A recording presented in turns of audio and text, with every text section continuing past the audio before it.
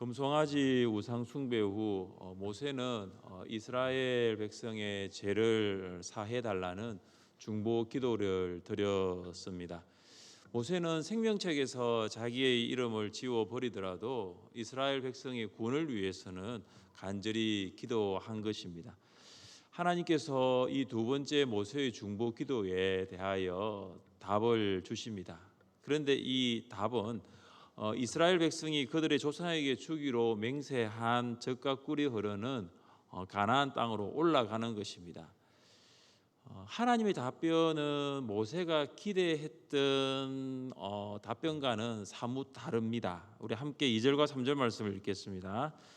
내가 사자를 너보다 앞서 보내어 가나안 사람과 아모리 사람과 헷 사람과 브리스 사람과 히위 사람과 여부스 사람을 쫓아내고 너희를 젖과 꿀이 흐르는 땅에 이르게 하려니와 나는 너희와 함께 올라가지 아니하리니 너희는 목이 곧은 백성인즉 내가 길에서 너희를 진멸할까 염려함이니라 하시니. 아멘. 하나님께서는 모세에게 이스라엘 백성과 함께 가나안에 올라가지 않고 하나님의 사자를 앞서 보내어 가나안 족속을 쫓아내겠다고 하십니다. 언뜻 보면 문제가 없어 보입니다. 이스라엘 백성은 그들의 조상들에게 주시기로 맹세한 가나안 땅에 도착할 것이고 하나님의 사자는 가나안의 족속을 다 쫓아낼 것이기 때문입니다. 가나안에 가는 것, 또 가나안에 있는 가나안 족속들 다 쫓아내는 것, 이 답변에 큰 문제가 없어 보입니다. 그런데 자세히 보시면 문제가 없는 것이 아니라 아주 큰 문제가 있습니다. 그것은 뭐냐 하면 하나님께서 함께 올라가지 않겠다고 말씀하십니다. 사자를 보내겠다고 말씀하시고 하나님은 올라가지 않겠다는 것입니다. 하나님께서 임재하지 않는 것입니다. 하나님의 임재의 부재입니다. 하나님의 임재의 부재는 이스라엘에 아주 큰 문제가 됩니다. 하나님께서 모세를 부르시고 출애굽 사명을 주실 때에 하셨던 말씀을 들어보십시오.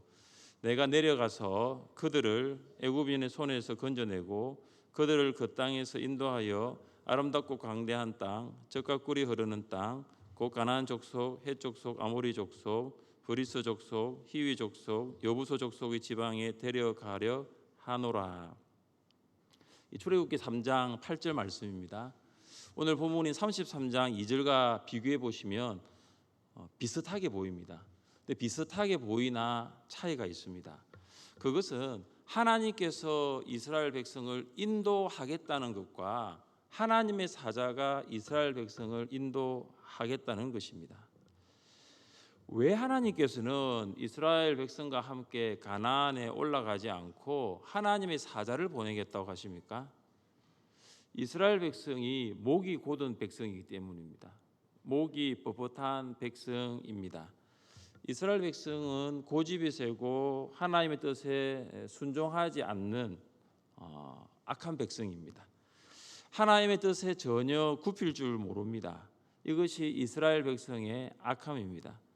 그러니까 하나님께서는 이 악한 백성과 함께하지 않겠다라고 지금 말씀하시고 계십니다.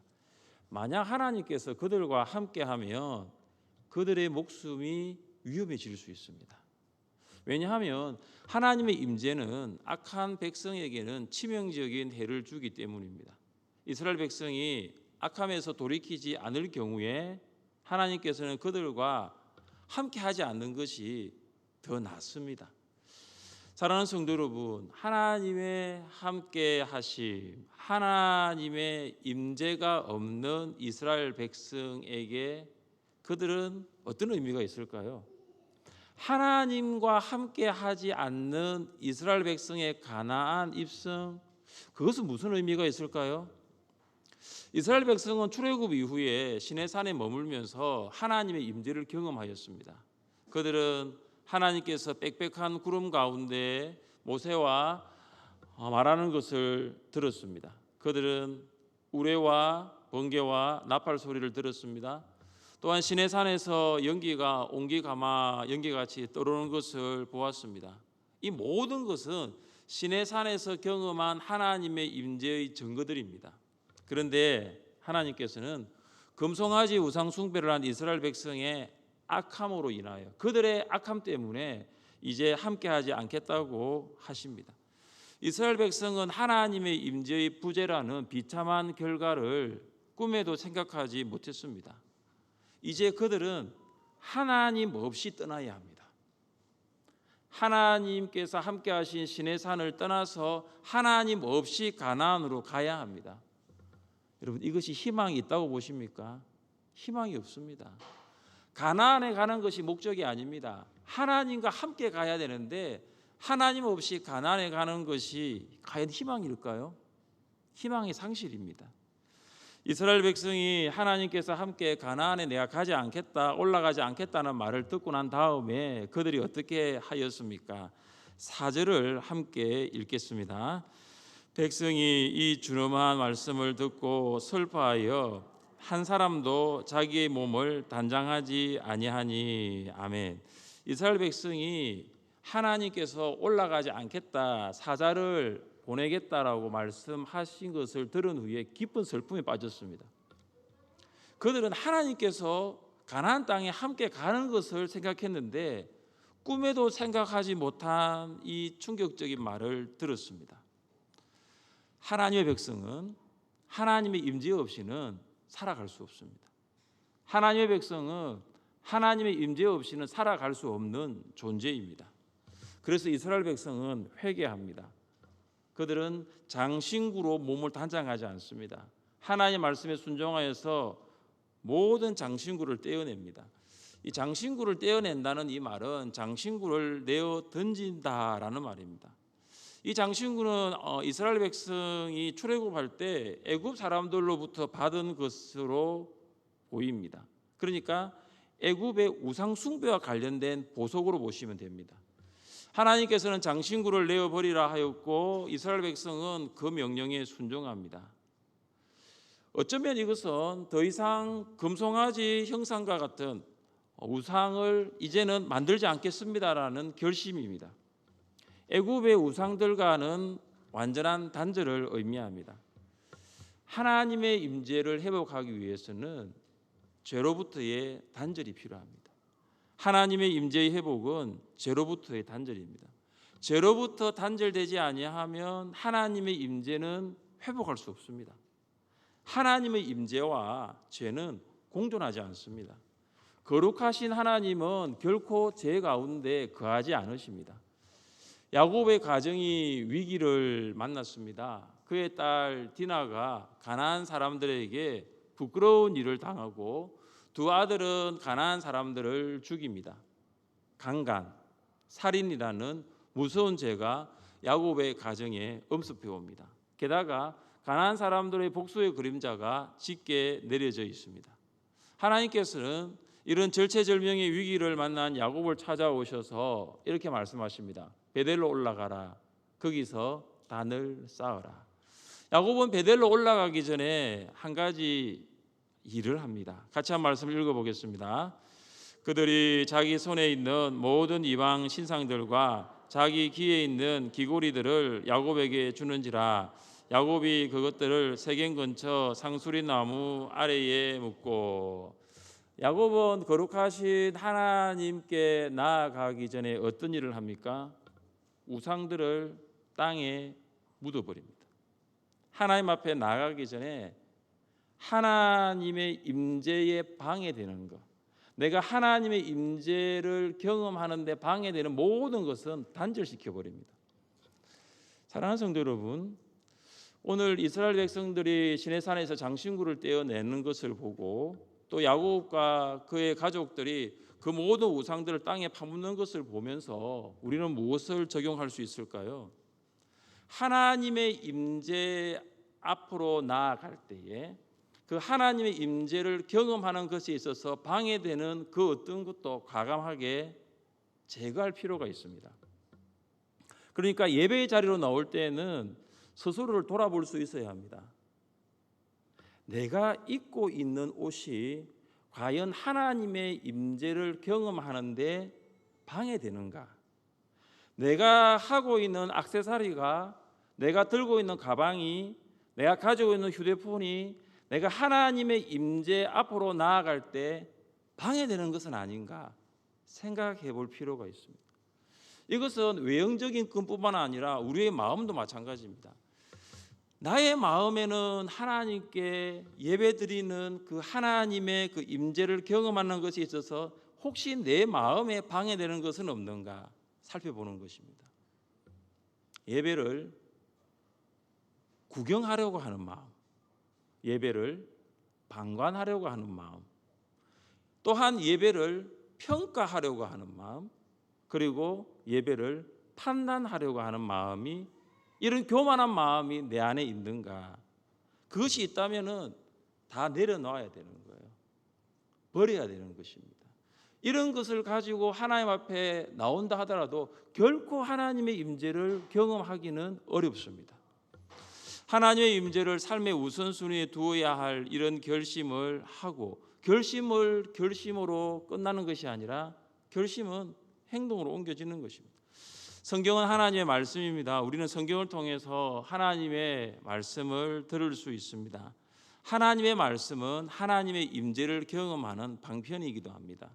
여러분, 하나님의 임재를 경험하기를 원하십니까? 하나님의 말씀을 가까이 하십시오. 그동안 목장 모임으로 또 혹은 양육과 훈련으로 성경 통독에 주저하신 분들은 이제는 성경 통독을 할 수 있는 좋은 시간입니다. 사복음서 필사를 잠시 멈추신 분들도 마찬가지입니다. 다시 사복음서 필사를 시작하십시오. 하나님의 말씀은 우리를 하나님의 임재 안으로 깊숙이 들어갈 수 있도록 할 것입니다.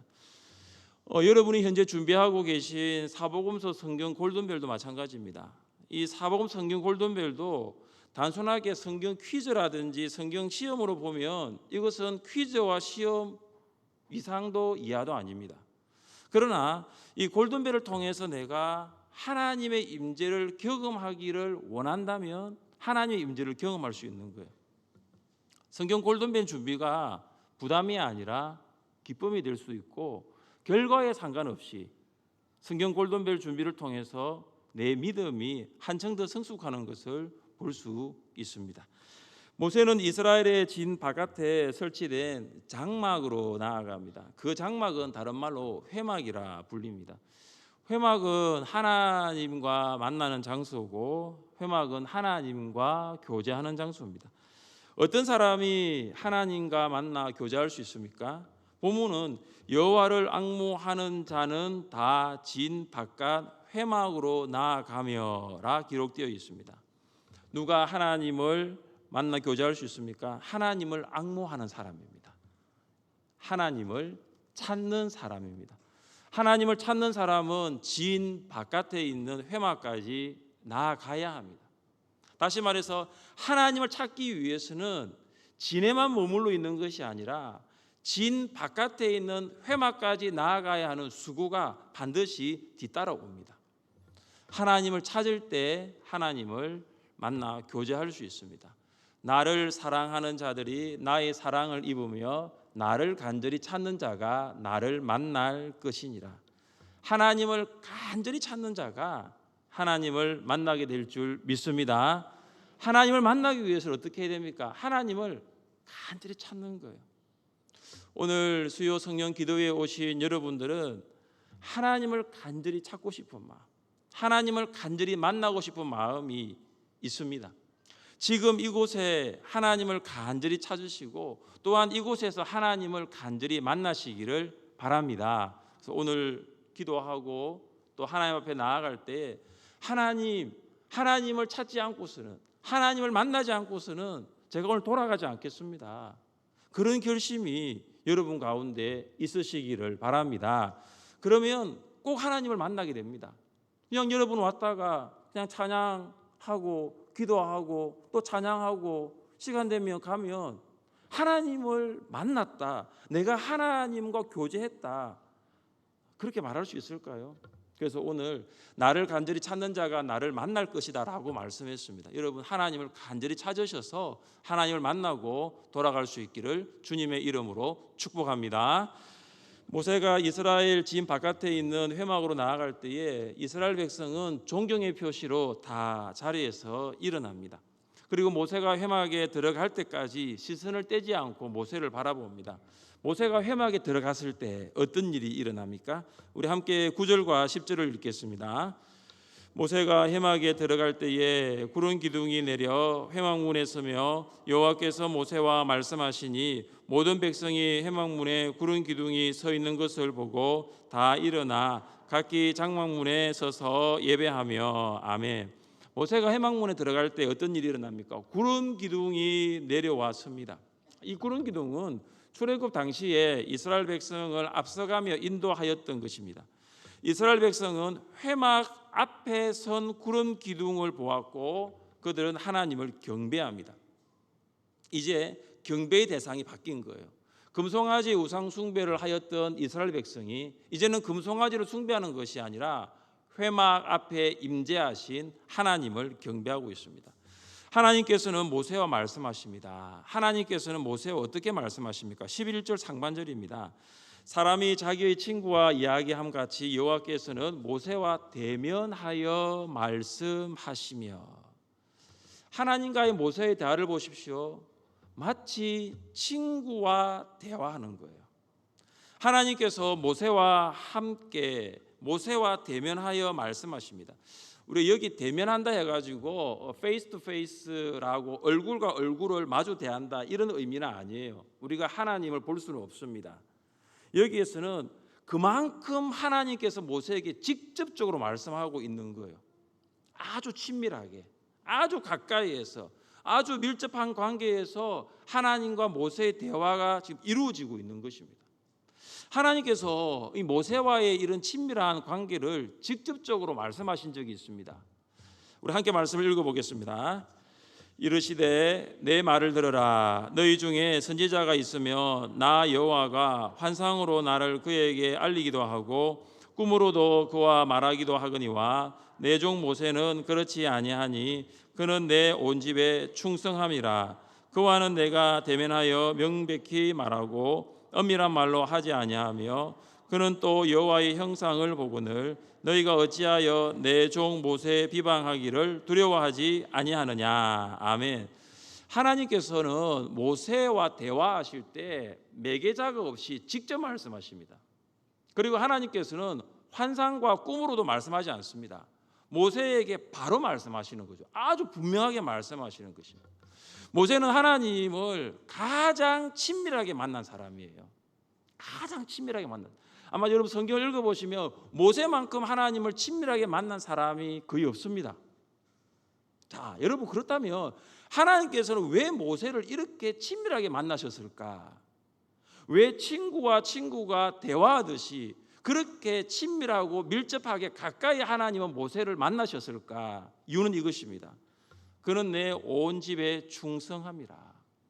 모세는 하나님의 집에 충성하였습니다. 모세는 하나님과 이스라엘 사이의 언약의 중보자 역할을 충실히 수행하였습니다. 모세는 하나님으로부터 말씀을 받습니다. 말씀을 듣습니다. 그리고 그 받고 들은 말씀을 그대로 이스라엘 백성들에게 전달합니다. 그때 어떤 일이 일어납니까? 이스라엘 백성이 거부합니다. 거역합니다. 심지어는 돌을 가지고 모세에게 던지려고도 하였습니다. 그럼에도 불구하고 모세는 하나님께서 주신 말씀을 그대로 전달하고 하나님도 받은 말씀을 그대로 전달했습니다. 왜냐하면 그 말씀이 모세의 말이 아니라 하나님의 말씀이기 때문입니다. 모세는 하나님으로부터 말씀을 받기 위해서 회막에서 하나님을 대면합니다. 여러분 이런 과정이 광야 생활 가운데 계속 반복됩니다. 모세는 회막에서 하나님을 대면하여 말씀을 받고 그 받은 말씀을 또 모세는 이스라엘 백성에게 전하였습니다. 하나님께서 모세에게 하고자 하는 모든 일을 다 말씀하십니다. 정말 놀랍지 않습니까? 이스라엘 백성이 금송아지 우상에게 예배할 때, 그리고 그것을 통해서 이스라엘 백성을 다 진멸하겠다고 하셨을 때도 하나님 모세에게 다 말씀하세요.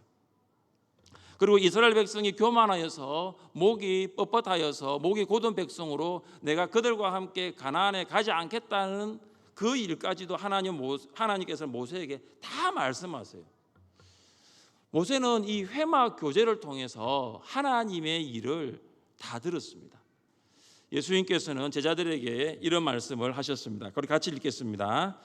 이제부터는 너희를 종이라 하지 아니하리니 종은 주인이 하는 것을 알지 못함이라. 너희를 친구라 하였노니 내가 내 아버지께 들은 것을 다 너희에게 알게 하였음이라. 아멘.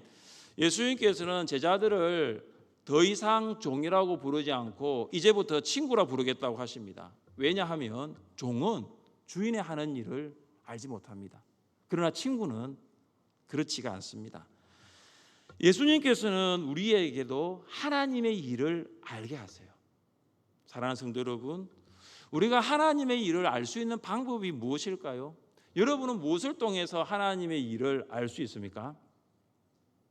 오늘 모세가 회막에서 하나님과 교제한 것을 우리가 생각할 때 우리는 기도를 통해서 하나님의 일을 알 수 있는 것입니다. 먼저 우리 안에 기도를 통하여 하나님을 친밀하게 교제하고 싶은 마음이 여러분 안에 있기를 원합니다. 여러분이 하나님과 교제하기를 원한다는 그런 마음이 있어야 되는 거예요. 여러분, 하나님과 교제한다는 것은 단순하게 예배드리는 것이 아니에요. 아무리 바쁘더라도 내가 하나님을 만나야 되겠다는 생각, 아무리 바쁜 일이 있더라도 내가 하나님을 꼭 만나야 되겠다는 그 생각이 내 삶 가운데 우선순위로 먼저 두어야 합니다. 여러분, 그러면 하나님께서 여러분과 이야기하기를 원하십니다. 그리고 또 한 가지는 하나님과 이 친밀한 교제를 갖기를 원한다면 회막 같은 장소가 필요해요. 다른 사람의 방해를 절대 받지 않는 장소입니다. 하나님과 나만이 독대할 수 있는 그런 장소입니다. 하나님만을 찾을 수 있고 또한 하나님만을 만날 수 있는 회막과 같은 장소가 필요합니다. 우리 같이 말씀을 읽어보겠습니다. 너는 기도할 때에 내 골방에 들어가 문을 닫고 엄밀한 중에 계신 내 아버지께 기도하라. 엄밀한 중에 보시는 내 아버지께서 갚으시리라. 아멘. 골방은 나의 마음을 하나님께 표현할 수 있는 곳입니다. 나의 마음을 하나님께 쏟아낼 수 있는 곳이에요. 골방은 하나님의 응답에 귀를 기울일 수 있는 장소예요. 우리의 믿음이 이렇게 성장을 해야 되는데 우리의 믿음이 점점 약해지는 이유가 여러 가지가 있겠지만 오늘 본문과 함께 생각해 보면은 골방 기도가 없기 때문이에요. 골방 기도가 없으니 내 마음을 하나님께 쏟으면 되는데 내 마음을 사람에게 쏟아버리는 거예요. 골방 기도가 없으니 나의 감정을 하나님께 표현하면 되는데 나의 감정을 거친 말과 거친 행동으로 사람에게 표현해 버리는 거예요. 사랑하는 성도 여러분, 모세도 우리와 동일하게 연약한 인간이었습니다. 그러나 그는 200만 명의 이스라엘 백성을 인도하였습니다. 이유는 회막 교제가 있었던 것입니다. 하나님께서는 이 회막 교제를 통하여 모세를 견고하게 세워나가십니다. 사랑하는 성도 여러분, 여러분의 믿음이 견고해지기를 원하십니까? 골방 기도를 시작하십시오. 골방 기도를 회복하십시오. 골방으로 들어가 문을 닫고 살아계신 하나님과의 대화를 시작하십시오. 골방 기도를 통하여 하나님과의 친밀한 대화를 시작할 수 있기를 주님의 이름으로 축복합니다. 우리 자리에 일어나 함께 찬양하겠습니다.